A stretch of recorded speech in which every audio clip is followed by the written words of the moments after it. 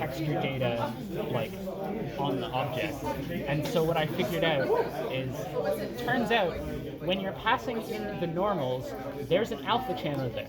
The alpha channel has a total of 4 bits of precision, but I only need 2.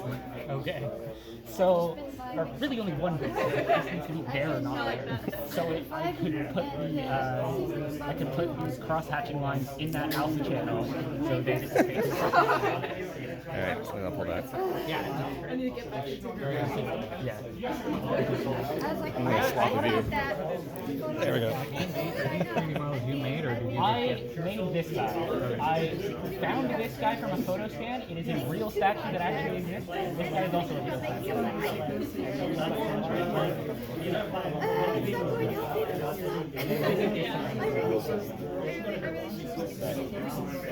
So what's this called? This is, whoa. It doesn't really have a name. It's my Untitled line art shader thing that I've been working on. Oh, okay. But I think it looks really good. Yeah, it looks really neat, yeah. yeah, I'm pretty sure I saw this on the chat there at one point. I think you was posted talking it. about this. Like, there's a lot of stuff that I had been talking about. That I haven't really done. Well, what I was working on recently, I was working on a little bit of Godot stuff recently. But Yeah. this is just, I was like, I haven't shown off any of my old stuff, so might as well. Cool. And what's your name for the video? Will. Will? Yeah. Cool, Will. Looks very nice. Very cool effect. Have you thought of any sort of design ideas for where you would want to use it?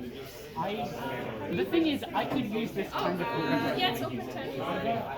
I'm not entirely sure what I'm going to do with this. I simultaneously have a lot of ideas.